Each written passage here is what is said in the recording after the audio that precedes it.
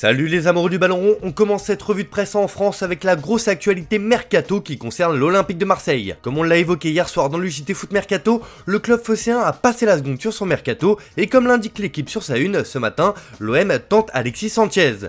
Les dirigeants marseillais négocient avec l'entourage du Chilien depuis plusieurs jours, mais de nombreux obstacles se dressent encore sur leur route avant de pouvoir envisager une signature de l'attaquant de l'Inter. Une information qui fait également la une de la Provence qui rajoute que Nuno Tavares d'Arsenal arrive en attendant Sanchez.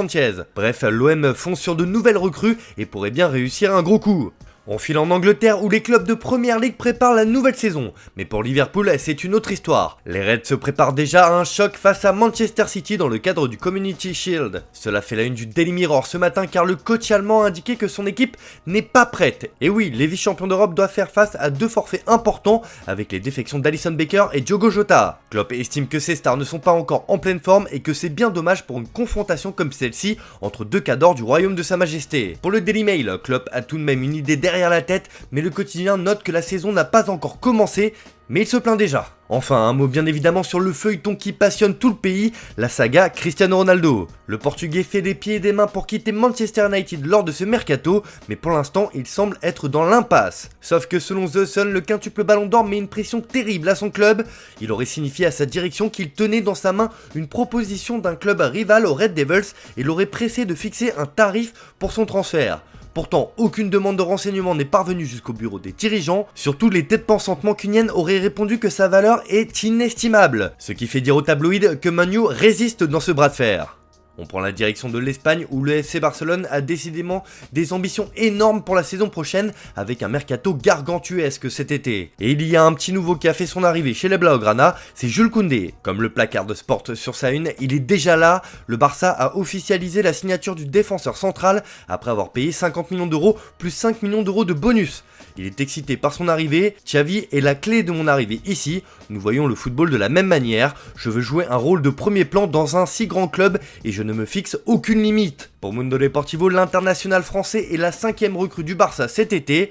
Le Barça et Séville ont annoncé l'accord pour le transfert de Koundé, il est seulement en attente de la visite médicale et de la signature de son contrat. Le quotidien précise que le Barça est le club le plus actif de cette fenêtre estivale avec 158 millions d'euros dépensés. Pour les Sportius, cette arrivée de Koundé apporte une puissance supérieure. El País revient également sur ce transfert retentissant et donne simplement les chiffres de cette opération.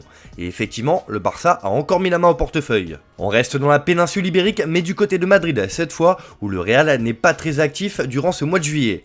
Et oui, la Casablanca a bouclé très vite ses renforts avec Tchouaméni et Rudiger notamment, et surtout cela laisse du temps pour prévoir la suite. C'est pour cela que le quotidien AS se projette et annonce qu'un autre neuf est possible. Madrid envisagera de signer un attaquant si Mayoral, Asensio ou Ceballos partent. Voici le portrait robot, jeune, communautaire, à un prix raisonnable et prêt à être remplaçant. Le journal local donne même des pistes de réflexion pour les dirigeants, avec Benjamin Sesko du RP Salzbourg, de son coéquipier Noah Okafor, Armando Broja de Chelsea, le français Jorginho Rutter d'Offenheim et bien d'autres encore. Bref, les plus grands talents de demain à ce poste qui pourraient prendre un jour la succession de la légende Karim Benzema. Allez, on traverse les Alpes, direction l'Italie où l'AS Roma est décidément en forme sur ce mercato.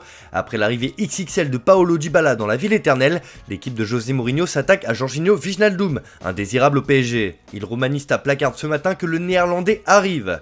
La Roma et le PSG sont à pied d'œuvre pour conclure l'accord qui amènera Jorginho chez les Gaillorossi. Le paiement du prêt de 3 millions d'euros doit encore être finalisé d'ici le 31 juillet. Et décidément, les joueurs du club de la Louve font les gros titres puisque Tammy Abraham s'est confié sur l'arrivée de Dybala à Rome et sur ses ambitions personnelles au Corriere dello Sport. Dybala et moi, c'est sans jalousie. Dans cette équipe de la Roma, il y a de la place pour deux rois. Le meilleur choix de ma vie a été de venir ici, aucune anxiété quant au retour en première ligue, je veux marquer un but de plus que l'an passé.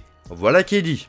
On termine d'ailleurs ce tour de la presse sportive avec un dossier qui est en train de connaître son dénouement, celui de Charles De Ketelaere à l'AC Milan. C'est la Gazzetta dello Sport qui l'annonce, les rossoneri touchent au but dans ce dossier. Milan, me voici, De Ketelaere, l'heure du oui a sonné. Il ne s'entraîne pas avec Bruges et se prépare à atterrir, les rossoneri espèrent conclure aujourd'hui. Alors que les négociations entre toutes les parties sont engagées depuis de nombreux jours, l'issue sur un accord total est positive. Le champion d'Italie en titre proposerait ainsi un chèque de 31 millions d'euros plus 4 de bonus pour s'attacher les services du joueur de 21 ans qui souhaite franchir un palier dans sa carrière. Et cela semble être en passe de se réaliser. Voilà, c'est tout pour aujourd'hui, bonne journée à tous, on se retrouve cet après-midi pour le JT Foot Mercato.